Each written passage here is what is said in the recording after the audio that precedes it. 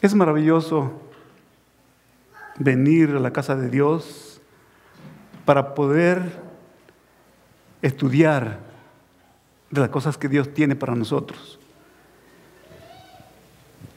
Yo sé que no recibieron el boletín, pero me gustaría que pongan mucha atención a un pensamiento que se va a poner en la pantalla. Si me lo pueden poner, la importancia del sábado como institución conmemora la creación. Consiste en que recuerda siempre la verdadera razón por la cual se debe adorar a Dios, porque Él es el Creador. ¿Por qué venimos a adorar a Dios? Porque Él es el Creador, nosotros somos sus criaturas. Por consiguiente, el sábado forma parte del fundamento mismo del culto divino, pues enseña esta gran verdad de modo más contundente, como no lo hace ninguna otra institución.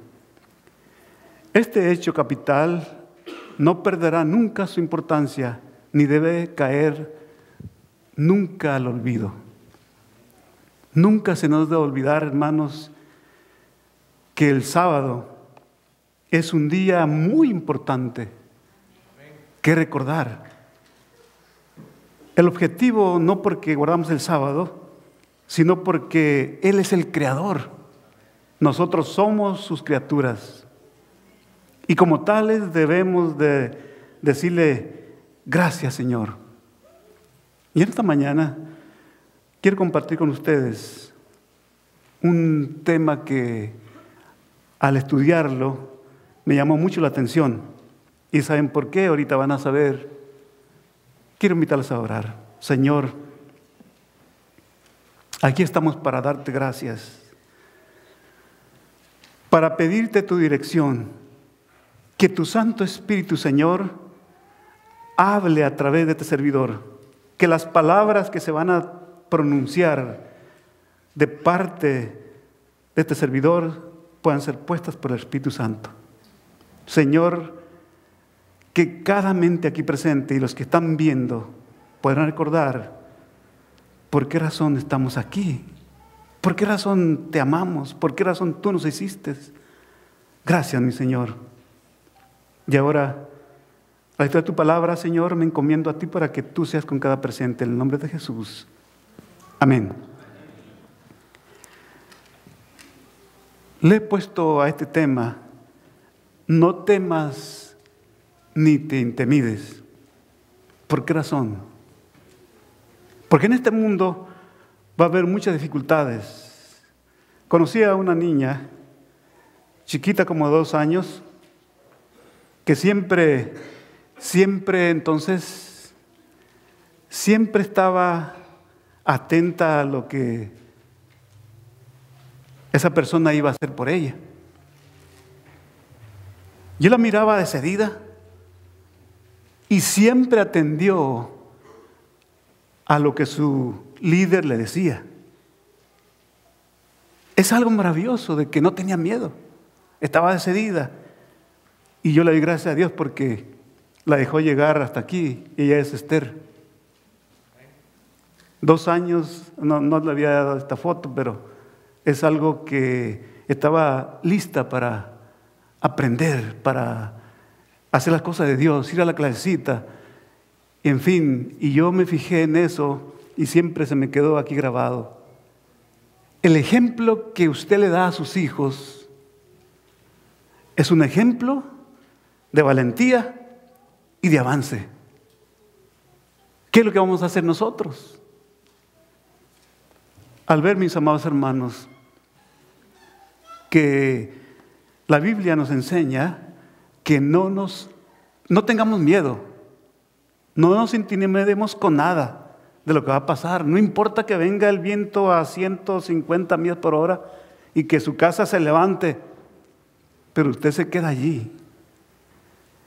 No me estoy refiriendo al viento natural del que sopla y destruye, no, del viento de problemas, de dificultades, de ciclones que vienen a su mente. Y con la ayuda de Dios Yo sé que el aviso va a llegar a tiempo, como estas personas. El 28-29 de este mes se avisó a las personas que vivían en Nueva York y las áreas convecinas que dejaran su casa. Salgan de su casa y vayan albergues y vayan al albergue de la ciudad, porque el huracán Sandy viene muy fuerte y tememos por sus vidas. Algunas personas entrevistadas dijeron: aquí nos quedamos. Hemos hecho muchas cosas. ¿Y cómo vamos a dejar nuestra casa? Mientras que la mayoría salió para salvar su vida. Mis amados hermanos, esta noticia llegó a tiempo, pero ¿será que nosotros estamos avisados a tiempo? Miren lo que vamos a estudiar esta mañana. El capítulo 24 de San Mateo me ha sido presentado repetidas veces como algo que debe ser atraído a la atención de todos. ¿Por qué? Cuando estaba estudiando esto, dije, ¿por qué razón debe de llegar la atención a todos? 3 cosas por qué razón. Y este pensamiento se encuentra en Obreros Evangélicos, página 154, del CD, no de los libros. Si lo va a buscar en el libro, no lo va a encontrar. Encontramos entonces que dice, ponle atención. ¿Por qué? ¿Se ha preguntado usted? ¿O lo ha dejado al olvido? Bien, le pedí a Dios que me dirigiera una oración. Dice, ¿por qué es atraída la atención de todos los cristianos de San Mateo 24? Número 1, para que velemos siempre, para que no perdamos el camino, para recordarnos que Cristo volverá por nosotros. Si usted ya no entendió nada de lo que voy a hablar, pero que no se le olvide de eso. ¿Por qué razón tuvo que ser puesto en la mente de la sierva del Señor este pensamiento? ¿Por qué? Esto es San Mateo 24. Es algo bien interesante. Si usted lo estudia con oración y con varios comentarios y decidido a aprender, usted va a aprender muchas cosas maravillosas. No se les olvide eso. ¿Qué le llegaron diciendo los discípulos a Jesús o a Cristo? ¿Qué le preguntaron? San Mateo 24, busque sus Biblias, porque allí no está todo. Y vamos a estudiar San Mateo capítulo 24, el versículo 1 en adelante. Allí solamente está una porción para que ustedes, el que esté escribiendo, este va a estar grabado. Así es que si usted lo quiere bajar, lo quiere ver en YouTube, entonces allí lo va a encontrar. La Escritura nos dice como sigue. ¿Todos tienen su Biblia? Parece que no escucho las hojitas, pero lo están viendo ahí, pero no es todo. Es parte. Cuando Jesús salió del templo y se iba, era un martes de la semana de una semana que estaba de la semana de la pasión de Cristo, el martes. Se acercaron sus discípulos para mostrarle los edificios maravillosos del templo. Respondiendo él le dijo, ¿veis todo esto? De cierto os digo que no quedará piedra sobre piedra que no sea, ¿cómo? Derribada, barrida, quitada. Y estando él sentado al monte de los olivos, los discípulos se acercaron aparte diciendo, dinos,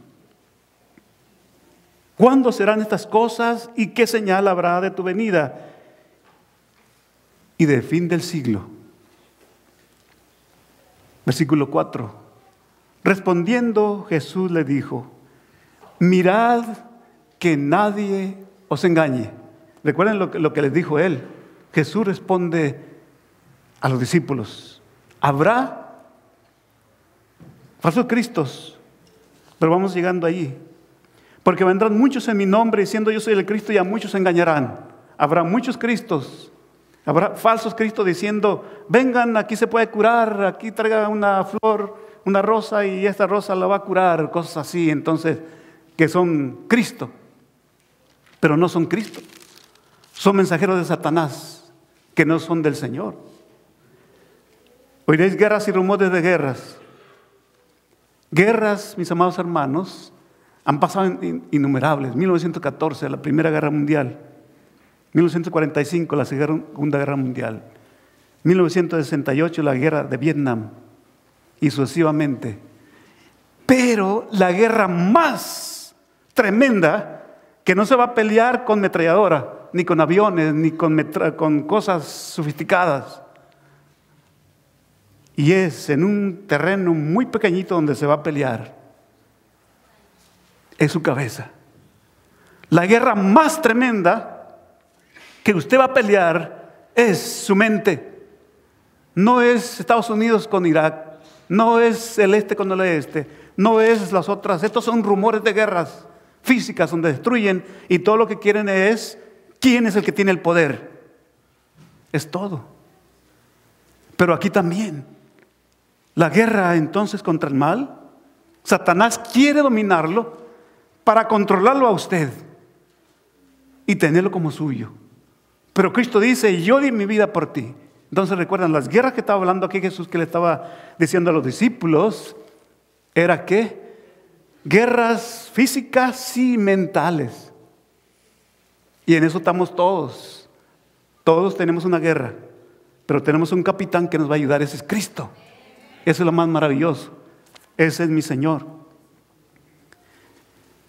Mirad que nadie no os turbéis, porque es necesario que todo esto acontezca, pero aún no es el fin. Guerras y más guerras. Pestes. Va a haber pestes. La peste negra bubónica. Cuando fue la revolución 1347, los mongoles estaban atacando y estaban agarrando terreno. Llegaron a parte de Europa. Entonces ellos llevaban la fiebre, esa plaga. Y cuando entraban a las ciudades amuralladas, con las catapultas, unos aparatos de torsión que ponían al muerto, a una persona muerta, y la aventaban dentro porque iba infectada. Y así ganaron. Lea la historia antigua y le va a decir cómo vinieron las pestes. ¿De dónde salió? Entonces, la mayor de las cosas, hermanos, es necesario tener mucho cuidado. La peste no viene porque se murió fulano, no, es por las ratas, las pulgas que tienen las ratas, los ratones, los conejos, por eso son inmundos. Y se le pegó a los hombres. Y de allí entonces comienzan a salirles unos tumores en el cuerpo y todos se mueren. En 1370, el año que está 47, fue cuando comenzó en sí las pestes. Se muere medio mundo. La plaga de la mayor de los pueblos de Europa, entonces ellos transmitieron esa plaga. ¿Y saben quién la transmitió aquí a California? Los barcos que vienen de China. Vinieron de allá y vinieron a San Francisco. Y allí encontraron los roedores y se metieron las pulgas a esos animales. Y aquí hay esa enfermedad. Es mortal. Por eso es muy importante la higiene en su casa, la higiene personal. Aquí puede usted bañarse todos los días, asear su casa, barrer, limpiar, que no haya pulgas. Si va a una casa y le pegan pulgas, entonces tenga mucho cuidado. Las pulgas son el medio para transmitir cualquier enfermedad. Aquí se está aquí, en Arizona, California, porque traían a través de las mercancías, venían los huéspedes que no pagaron boleto, que son las ratas, se vienen en el tremendo barco y vienen y se anidan aquí, en este país. Pestes. ¿Dijo el Señor que iba a haber eso o no? Entonces, la siguiente, hambres. Ahorita vamos a una estadística porque no sé cuántos de ustedes saben, pero les voy a dar ahorita un momentito más adelante. Lo dejo allí.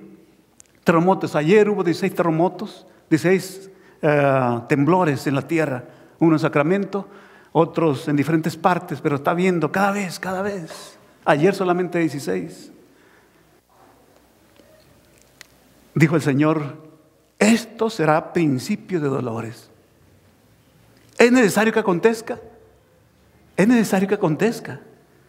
Aborrecimiento, mis amados hermanos. Hoy en día se aborrecen las personas porque usted no les hizo algo bueno, lo aborrecen. ¿Por qué? No le quieren hablar. Piensan que son mejores que usted. Es una señal del fin. ¿Qué más va a haber? Van a entregarse unos a otros. Se van a entregar, aquí está, mira, este es el que hizo el mal, aunque no sea inocente, entonces está en la cárcel. Tenemos un caso en estos momentos de una persona que es inocente y está en la cárcel, que venía aquí, e inocente, que está en la cárcel, porque es falso testimonio. Por eso cuando usted ve algo, diga, ¿era así o no era así? ¿No lo vi o sí lo vi? Es así. Nunca se imagine, porque su pensamiento vuela rápidamente para salir del paso. Y la otra parte que dijo Jesús, y habrá falsos profetas que saldrán de la misma congregación, de la misma iglesia, saldrán hombres llamándose profetas, discípulos. Y eso es lo que dijo Jesús. Los discípulos estaban muy entusiasmados a saber qué iba a pasar, porque pues el tiempo estaba caminando rápidamente. Una de las señales que le dijo Jesús, que se encuentra en Mateo 24:14, y será predicado este evangelio por testimonio a todas las naciones, y entonces vendrá el fin. Mis amados hermanos, el evangelio se está predicando por radio, por televisión, por satélite. En un día, en una hora, puede saber todo el mundo, y Cristo puede venir. Y nosotros estar despreocupados, sin saber que estamos viviendo en la última hora. Predicación del evangelio, el evangelio verdadero, no lo que se predica por los radios, por la televisión en los domingos. Puede haber un hermano que sea de la iglesia que le pongan el domingo a predicar, pero él está diciendo la verdad. Que recuerde, esas son las señales para no perdernos en el camino, porque nos va dando las señales. Aquí está esta señal.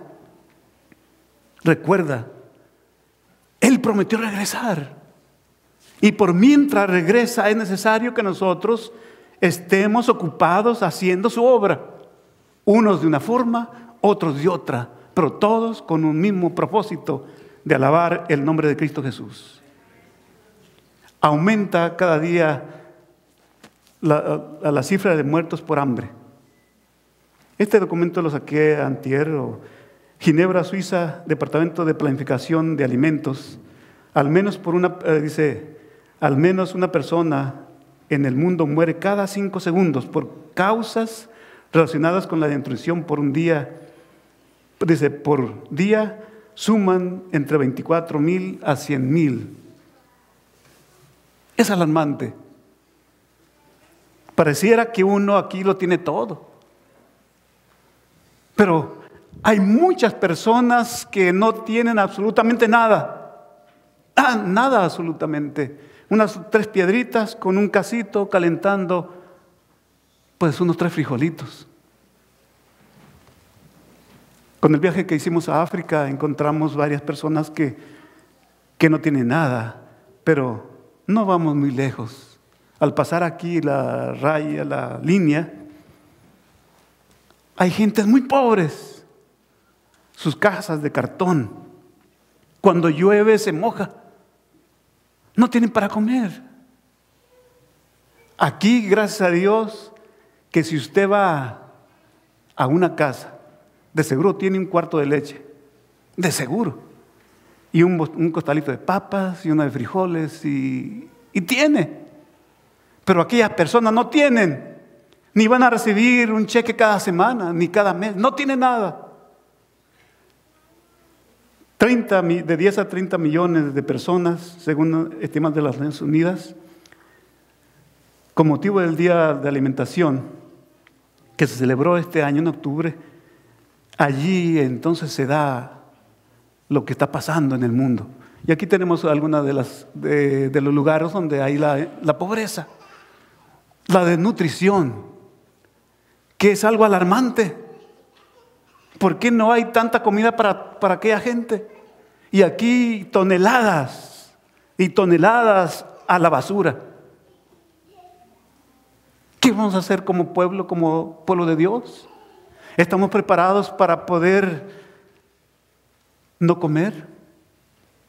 ¿Está preparado para decirle, Señor, pues si aquí nos ha tocado esta tierra que fluye leche y miel, aunque a veces no comemos o sí comemos, pero aquí hay donde agarrar, en otros países no hay. Algunas de las circunstancias es porque llueve mucho y se lava la tierra y no hay cosecha. En otros lugares es porque no llueve y la planta se seca y no hay cosecha. Por lo tanto, vivimos en un tiempo que dijo Jesús, esto es principio de dolores. Y hay unos cuadros muy petrificantes que no es necesario mostrarles, porque si están muriendo tanta gente, hacen fosas comunes y los avientan como piedra y los atierran. Es algo bien tremendo. Ahora nosotros como pueblo de Dios estamos preparados para la circunstancia que viene. El profeta Daniel, la gran tribulación anunciada por el profeta Daniel en San Mateo, porque eso es muy importante que en San Mateo está diciendo. Vamos a San Mateo, porque quiero que busquen este pensamiento que está ahí. San Mateo trajo este pensamiento de Daniel, el capítulo 9, versículos 26 y 27. Todo será principio de dolores. Entonces os entregarán a tribulación y os matarán, y seréis aborrecidos por todas las gentes por causa de mi nombre. Muchos tropezarán, entonces se entregarán unos a otros y unos a otros se aborrecerán. Versículo 11 de 24 de San Mateo. Y muchos falsos profetas se levantarán y engañarán a muchos, y por haberse multiplicado la maldad, el amor de muchos se enfriará. Mas, dice aquí, el que perseverare hasta el fin, ese será salvo. Porque la situación que vemos entonces, si usted le quiere hacer un bien a una persona, lo piensa para hacerle un bien, porque ya el amor se enfrió. Ya se le enfrió esa caridad. La abominación desoladora. Versículo 15. Por tanto, cuando veáis el lugar santo de la abominación desoladora del que habló el profeta Daniel, el que lea entienda. Por eso es muy importante ir al capítulo 24 de Daniel, 24 de San Mateo, porque lo lleva a una profecía muy especial que nos va a tocar a nosotros también. Lo mismo que pasó aquí va a pasar dentro de poco tiempo. Ahora vamos a Daniel. ¿Por qué está diciendo el 15? Por tanto, cuando veas el lugar santo y la abominación desoladora de que habló el profeta Daniel, el que lea entienda. Entonces los que estén en Judá huyan a los montes. Y sigue diciendo, pero vamos a ir a Daniel porque es muy importante que usted entienda esa conexión. ¿Qué habló Daniel? Entonces encontramos aquí Daniel capítulo 9, 26. Después de las 70 semanas, se quitará la vida al Mesías, mas no por sí. Y el pueblo de un príncipe que ha de venir destruirá la ciudad y el santuario. Y su fin será como inundación, y hasta el fin de la guerra durará la devastación. ¿Qué está hablando aquí? Está hablando en relación a lo que iba a pasar en Jerusalén. El versículo 24 de San Mateo nos da la contestación de esto. ¿A quién le está diciendo? Daniel capítulo 9, 26 leí, y ahora voy a leer San Mateo 24, versículo 15 en adelante, para que no se pierdan, porque esto es clave para su vida espiritual. Si usted se pierde porque no entendió, pregunte, porque esto es clave, esto es algo especial. Habla otra vez. Esta es una parte de una profecía de los 2300 días y el santuario será purificado. No va a hablar de eso. Va a hablar solamente de una parte que es importantísimo. Después de las 62 semanas, 62 semanas, se quitará la vida al Mesías, mas no por sí. Y el pueblo de un príncipe que ha de venir destruirá la ciudad y el santuario. Encontramos aquí que Jesús le dijo: ¿veis ese templo?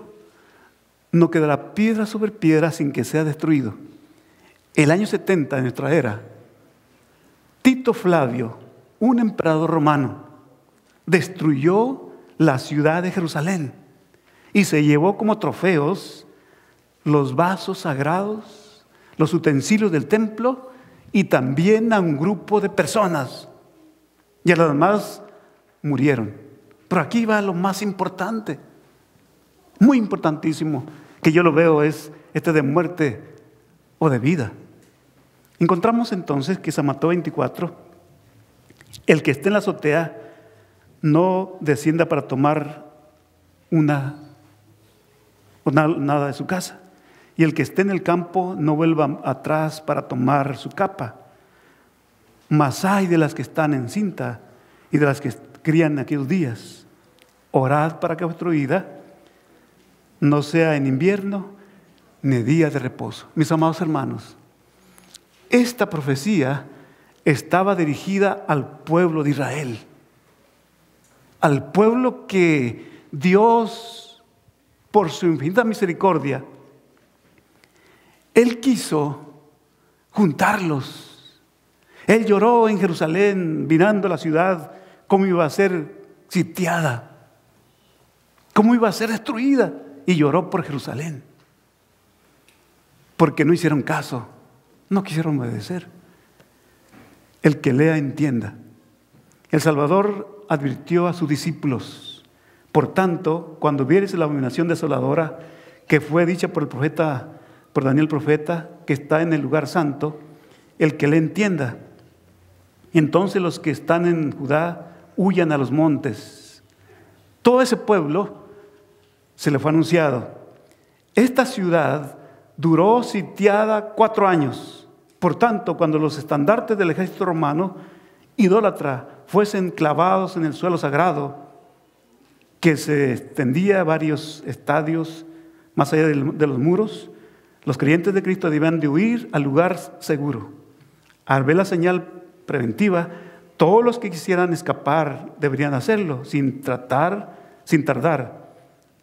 Tanto en tierra como Judea, como en la propia ciudad de Jerusalén, el aviso de la fuga debía ser aprovechado en el acto. Hubo un cambio de guardia en ese momento.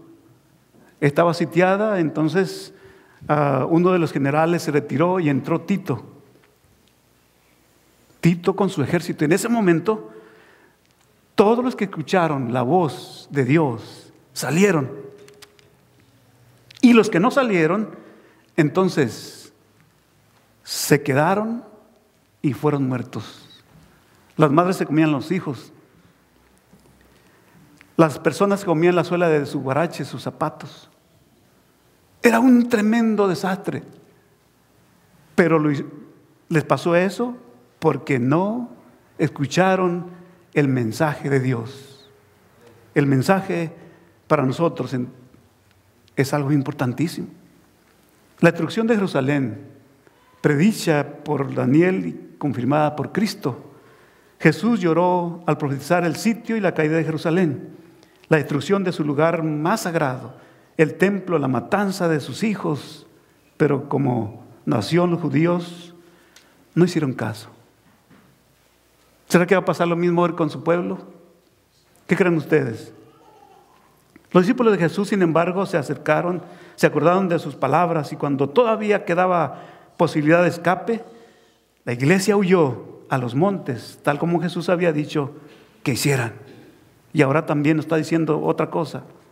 Después de 4 años de sitio y terrible prevaricación para sus habitantes, llegó el 10 de agosto del año 70. El ejército de Tito logra una brecha, las murallas, la ciudad y su templo caen. Y lo demás es historia. ¿Por qué tuvo que caer esa ciudad? Ahora, ¿qué va a pasar aquí? Esa la encuentran en la internet. Se encuentra en Wikipedia, en la Enciclopedia Libre. Ahí encuentran eso. La gran tribulación anunciada por el apóstol Juan en el Apocalipsis 13. ¿Qué conexión tiene esto con lo que les acabo de decir? Después vi otra bestia que subía de la tierra, que tenía 2 cuernos semejantes a los de un cordero, pero hablaba como dragón. Y ejerce la autoridad de la primera bestia en presencia de ella, y hace que la tierra y los moradores de ella adoren a la primera bestia, cuya herida mortal fue sanada. Esto es bien interesante. El apóstol Juan primero vio una bestia que subía de las aguas, y aguas en profecía son gente. Viene de la gente.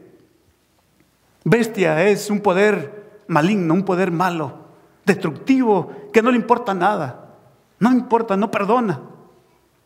Y este poder entonces fue herido en el año 1798 por el general Napoleón Bonaparte y su ejército. Fue herido ese poder. Le quitaron el poder civil y poder religioso. Ya no podía mandar. 1260 años trabajó ese poder. Pero hasta 1798 cesó ese poder civil. La iglesia decidía lo que iba a hacer con la gente. Cuando vemos esto, hermanos, que ahora Juan ve otra bestia que tiene 2 cuernos, como un cordero, habla de paz, y tiene 2 cuernos, 2 poderes. Que en ese tiempo había solamente 2 poderes. Y cuando vemos nosotros y vamos estudiando el asunto, encontramos que esa bestia representa a este país, Estados Unidos de Norteamérica. Cuando usted entonces entiende esto, usted va a decir, ¿y qué va a pasar con la iglesia? Mis amados hermanos, Cristo dirige su iglesia, y su iglesia no va a perder, a menos que usted quiera perderse, a menos que usted quiera. Así es que esa bestia hace que todos los moradores de la tierra, busquen Apocalipsis 13, por favor, Apocalipsis 13, y el versículo que leímos, porque es necesario leer más. Esto es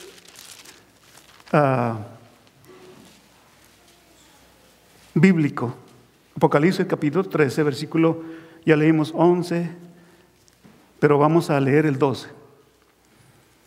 Y ejerce toda la autoridad de la primera bestia en presencia de ella, y hace que la tierra y los moradores de ella adoren a la primera bestia, cuya herida mortal fue sanada.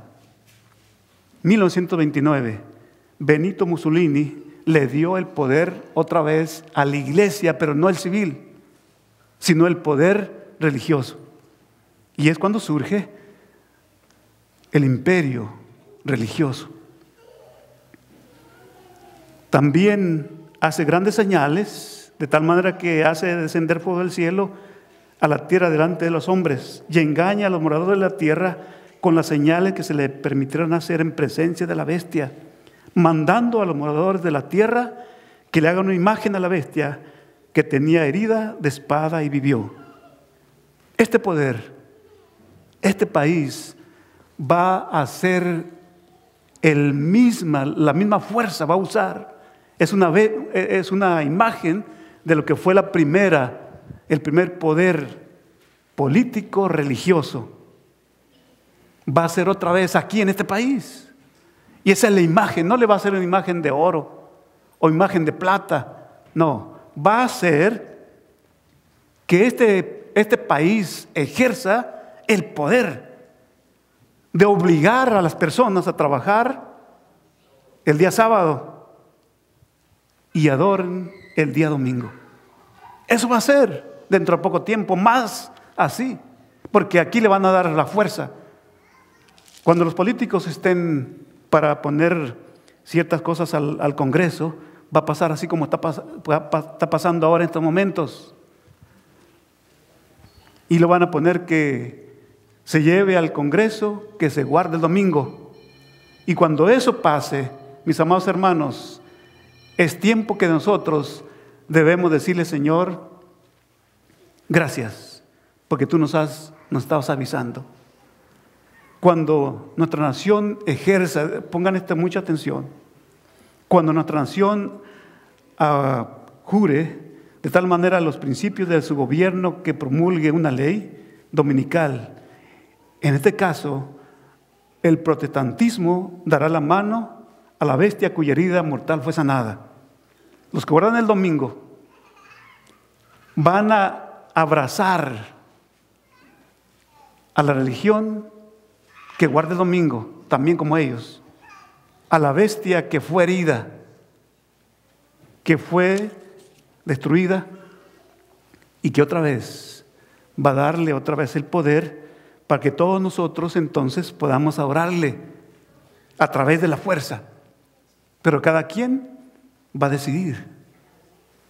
Sigue diciendo este pensamiento: los protestantes volcarán toda su influencia y su poder del lado de la bestia que fue herida de muerte y vivió, mediante un decreto nacional que impongan el falso día de reposo.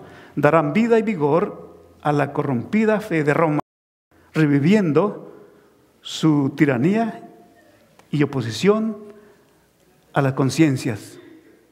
Ahorita en estos momentos, si usted va y le dice: ¿sabe qué? Quiero que me dé permiso de no trabajar el sábado, y le dan todavía, pero va a llegar el momento que no. Por ley tiene que ir o dejar su trabajo. ¿Cuántos están listos para ese día? ¿Cuántos? Aviso para estar como alerta. La profecía del capítulo 13 de Apocalipsis declara que el poder representado por la bestia de 2 cuernos semejantes al de un cordero haría que la tierra y los que en ella habitan adoren al poder religioso que está simbolizado en este capítulo por una bestia parecida a un leopardo. Esta profecía se cumplirá cuando los Estados Unidos lo hagan obligatoria la observancia del domingo, que Roma declara ser el signo característico de su supremacía. Se vería a los representantes del pueblo y a los legisladores tratar de asegurarse el favor público, doblegándose a las exigencias populares por una ley que imponga la observancia del domingo. Dentro de poco tiempo eso va a pasar. Lea esos libros, lea y documéntese, para cuando venga eso, usted va a saber que el sábado es el día que Dios ha puesto para venerarlo. Por eso el pensamiento que le pusimos en la pantalla es que el sábado conmemora que Cristo es nuestro Creador, que Él es el dueño de todo. Y gracias a Dios, porque Él es bueno. Y este pensamiento, para que usted lo tenga en su mente: no temas ni te intimides. ¿Por qué razón? Jehová va delante de ti. Él estará contigo. No te dejará ni te desamparará. No temas ni te intimides. Porque el patrón te diga: tiene que trabajar el domingo, el sábado. tiene que trabajar, si no lo va a correr. Es mejor obedecer a Dios que a los hombres. Entonces, encontramos aquí que la palabra de Dios nos dice que no debemos de temer. Usted va a temer porque no está convertido a Dios. Usted va a tener miedo y va a correr y se va a esconder. Pero dice Dios, no, yo estoy delante de ti. Yo estoy delante.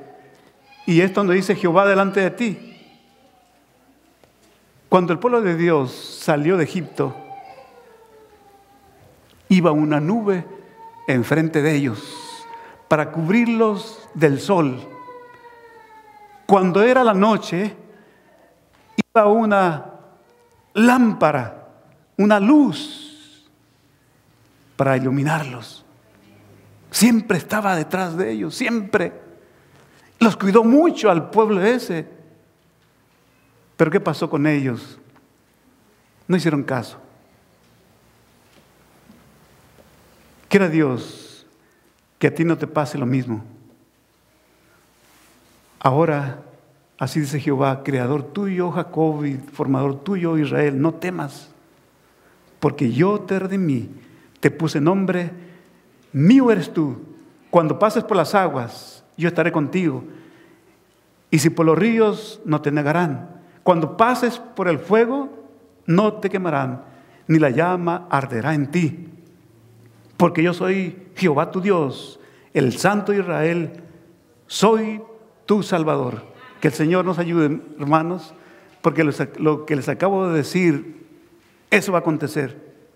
Es un aviso para que usted esté preparado y decida por usted. Nadie lo va a obligar, usted va a decidir. Recordando que dice el Señor, no temas, yo estoy contigo. Que el Señor me lo bendiga.